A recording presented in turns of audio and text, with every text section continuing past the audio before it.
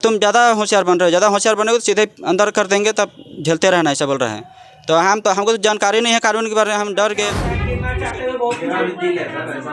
आपको तो दिख ही रहा है कि आप मैडम बोले आप बाद में ठीक हो गया, आप तो कुछ आपका तो हम देख लिए हैं। बहुत लोग बहुत कुछ बोला। जेबीकेएस तो हमेशा कहते हुए नजर आते हैं कि हम जो शोषित पीड़ित वर्ग के साथ हमेशा खड़े रहेंगे, लेकिन इस भाई के साथ कितना खड़े रहेंगे ये भी देखने लायक बात होगा। हम तो उम्मीद लगाए हैं कि देवेंद्र भैया और जयराम भैया और जितने भी हमारे संगठन के कार्यकर्ता सब हैं, वो सबसे हम अपेक्षा कर रहे हैं कि हमको न्याय दिलाएंगे। दोस्तों, जिस तरह से झारखंड में दलालों की कमी नहीं है, आज हमारे साथ एक ऐसे शख्स हैं जिनके साथ लगभग 2 एकड़ जमीनों के साथ घोटाला किया गया है। मतलब एक तरह से दूसरे आदमी द्वारा उसे अपने तरह कब्जे में करने को लेकर इसके पीछे पड़े हुए हैं। इसको लेकर बहुत सारे पत्रिकाओं में इसका छपा हुआ भी है। मुखिया की फर्जी मोहर लगा और जमीन दलालों ने तैयार किया वंशावली। जानने का प्रयास करेंगे कि आखिरकार 2 एकड़ जमीन को अपने कब्जे में किसी का अपना जमीन को अगर 2 एकड़ जमीन कोई ले लेता है तो कितना दुख होता है, ये तो हम जान सकते हैं। इनके पीछे पड़े हुए हैं और ये भाई साहब जो हैं ये राजा डेरा का रहने वाले हैं। अनगढ़ा प्रखंड में आता है राजा डेरा, और उन्हीं के गांव के ही कुछ लोग जो हैं, कुछ मुखिया हैं, कुछ ऐसे माफिया हैं जो माफियागिरी करके जो है लोगों को डरा धमका कर जमीन को अपने कब्जे में लेने की कोशिश कर रहे हैं। हालांकि इन्होंने एक बात हमें आते हुए कहा कि हमें विश्वास है तो बस जेबीकेएस से है, लेकिन जेबीकेएस ने भी अभी तक हाथ खड़ा कर दिए हैं और जेबीकेएस के साथ लगातार ये ताल मिलाकर चल रहे हैं। लेकिन आज तक जो है इनके पीछे क्या है क्या नहीं, यहाँ के ना समर्थक ना समाज सेवी कोई काम आए।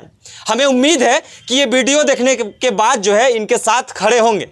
दादा जोहार। जोहार। क्या नाम हुआ आपका?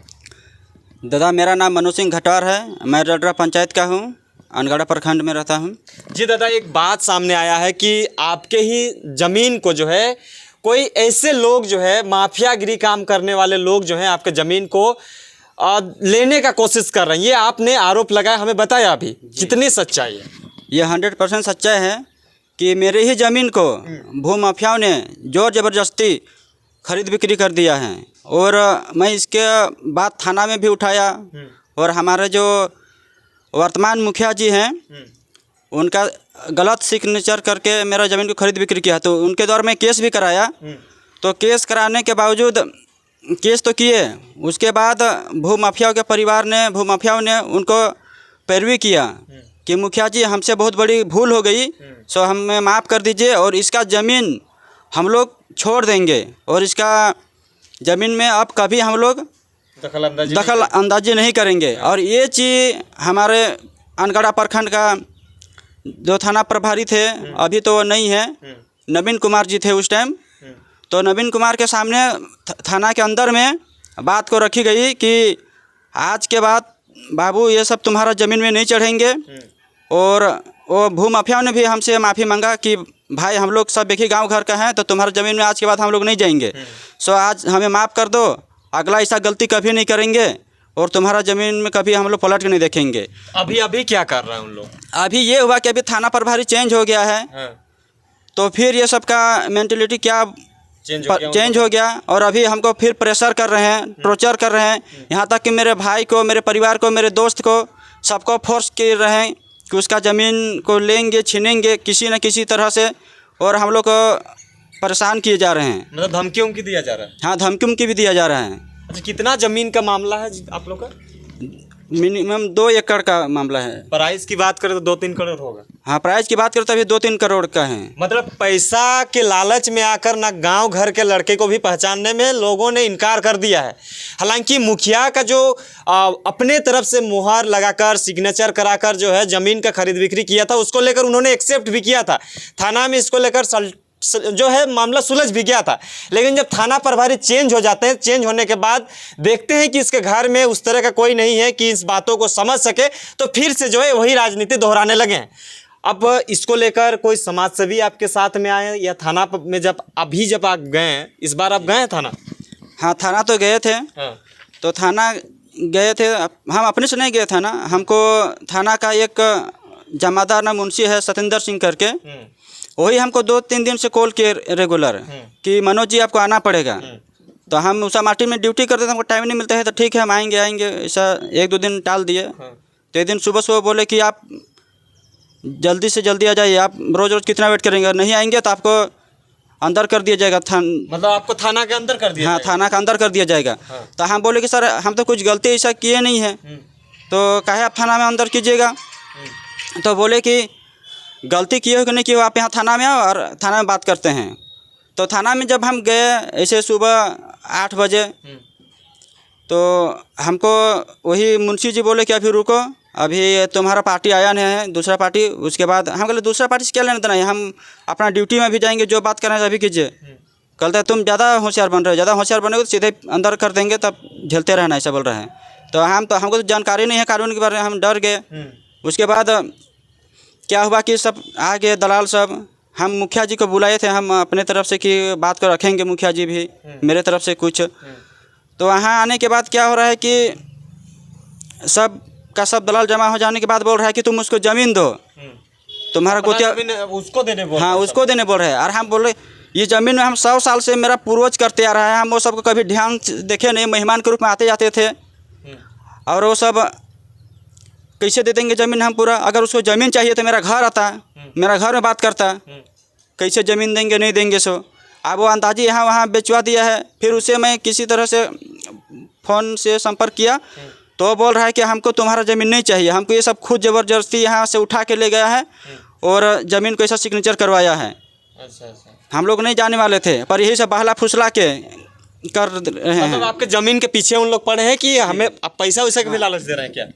हाँ, हमको तो बोल रहे हैं कि अभी हम तुम्हारा भलाई चाहते हैं, तुम थोड़ा बहुत पैसा ले लो और थोड़ा बहुत ज़मीन दे देंगे तुमको, वरना हम लोग पुलिस के द्वारा वहाँ ज़मीन में बाउंड्री करवाएंगे। तो पुलिस काहे बाउंड्री करेगी, जब मेरी ज़मीन है तो पुलिस काहे करेगी। अच्छा, आपके घर में कौन कौन है? मेरे घर में मेरी माँ, पापा, मेरी वाइफ, छोटा बच्चा एक है, मेरा भाई है। तो आप ही हैं परिवार में जो भी देख रहे हैं? हाँ, जो देख रहे हैं हम ही कर रहे हैं। तो जिस तरह से इनके बातों से हमें लग रहा है कि इनके साथ जोर जबरदस्ती करके जो है ज़मीन को अपने कब्जे में लेने की बात कही जा रही है। थाना प्रभारी भी जो है, थाना के जो इतने भी सिस्टम में बैठे लोग जो है वर्दी पहन के गुंडागर्दी कर रहे हैं, बयान आ रहा है। हालांकि ये सब नहीं होना चाहिए। अगर किसी का न्याय करने आप आए हैं, प्रशासनिक सेवा में अगर बैठे हैं, तो इस चीज़ों को ध्यान रखना चाहिए। अगर इनका ज़मीन है, इनका ज़मीन को अगर आप दूसरे को बेचवाने के पीछे तुले हैं, तो ये कहाँ का न्याय है भाई। हम बस इतना उम्मीद करेंगे कि जो भी इसके साथ हुआ है, गलत जो हो रहा है, उसके साथ न्याय हो। किससे न्याय की गुहार लगा रहे, कौन आपका न्याय करेगा लगता है? हमको तो, हम एक खुद JBKCS का कार्यकर्ता हैं, तो हम तो उम्मीद लगाए हैं कि देवेंद्र भैया और जयराम भैया और जितने भी हमारे संगठन के कार्यकर्ता सब हैं, वो सबसे हम अपेक्षा कर रहे हैं कि हमको न्याय दिलाएंगे। और JBKCS का अगर कार्यकर्ता और जयराम भैया और देवेंद्र भैया अगर नहीं कर पाए, तो शायद और कोई लगता है कि और कोई मतलब उम्मीद और किसी से नहीं रह रहा है। और नहीं, क्योंकि दलाल जो है आपके पीछे पड़े हुए हैं। जी। मतलब उम्मीद और आशा और भरोसा जो है जयराम महतो और देवेंद्र नाथ महतो और तमाम JBKCS के टीम पर लगा रहे हैं। हालांकि JBKCS के तमाम जो लोग हैं, इनके प्रति कितना पॉजिटिव और सकारात्मक बात को रखते हैं, इसको देखने लायक बात होगा। JBKCS तो हमेशा कहते हुए नजर आते हैं कि हम जो शोषित पीड़ित वर्ग के साथ हमेशा खड़े रहेंगे, लेकिन इस भाई के साथ कितना खड़े रहेंगे, ये भी देखने लायक बात होगा। हमने भी बहुत बार इनसे बात करने की कोशिश किया। इनके जो दुख है बहुत बड़ा है। अगर आपके ज़मीन को कोई ज़बरदस्ती कब्जे में लेता है, तो इसका दर्द बहुत बड़ा होता है। और JBKCS से हम गुहार लगाने की कोशिश करेंगे कि आखिरकार इनके बातों को एक बार सुना जाए। और विशेष तौर पर हम JBKCS के तमाम वैसे पदाधिकारी, वैसे इस जगह के रहने वाले लोगों से हम अपील करना चाहेंगे कि इन भाई के साथ खड़ा रहिए। अगर ये सच्चाई के राह पर चल रहे हैं, तो सच्चाई के साथ अब जरूर दीजिए। अगर माफियाओं को साथ दीजिएगा, तो दूसरे पार्टी और JBKCS में कोई अंतर नहीं रहेगा। इन्होंने भी यही कहा कि JBKCS से हमें उम्मीद है, JBKCS के साथ हम काम कर रहे हैं, JBKCS वाले हमें साथ देंगे। इस तरह का इन्होंने आशा और भरोसा के साथ हमारे बीच आए हैं। दादा, तमाम चीज़ों की जानकारी हमने लोगों तक साझा कर दिया है। एक बार आप पूरा एड्रेस बता देने का कोशिश करिए। जी, मेरा गांव का नाम चमघट्टी है, पंचायत राजाडेरा, थाना अनगढ़ा, जिला रांची, झारखंड। मतलब अनगढ़ा प्रखंड ना? जी, अनगढ़ा प्रखंड, खिजरी विधानसभा। खिजरी विधानसभा से। तो तमाम लोगों से हम अपील करना चाहेंगे कि इनके साथ खड़ा होइए। ज़मीन का बात है, उतना ज़्यादा सूझबूझ नहीं होगा। ज़मीन का जो दलालों के सामने ये बहुत तुच्छ माने जाते हैं, क्योंकि इनके पास उस तरह से नॉलेज नहीं है जिस वजह से वो कर पाए। और जो भी प्रशासन की व्यवस्था है वो तो लचर व्यवस्था है, जिस वजह से इनको कुछ इस तरह का कोई डॉक्यूमेंट वगैरह है आपके पास डॉक्यूमेंट्स वगैरह ज़मीन का? जैसे बहुत सारे पेपर वगैरह भी आया है, जैसे कि यहाँ पे देखा सकता है कि तमाम लोगों ने जिस तरह से इन्हें देखा था, देखने के बाद बहुत सारे पेपर कट के माध्यम से क्या किया है दिखाइए तो। इससे पहले जो हाईलाइटेड हुआ था, हाँ, हाईलाइट जो चीज़ हुए थे ये देखिए, फर्जी वंशावली बनाकर भूमि का जो है लेने का कोशिश किया गया था, और दूसरी और भी है, हमारे बीच भी है। हम आपको पेपर कट को जो है स्क्रीन में दिखाने का कोशिश करेंगे, और जितने भी होगा आप लोग इसको साथ देने की कोशिश करिए ताकि ज़मीन बच सके, क्योंकि जब आप लोग लड़ाई लड़ रहे हैं जंगल ज़मीन बचाने की, तो इन भाई का साथ ज़रूर दीजिए। बने रहें, देखते रहिए जोहार, नमस्कार। फिर मिल देंगे आपसे, और इनका जो है मुद्दा को सॉर्ट आउट करने की कोशिश करिए। बने रहें।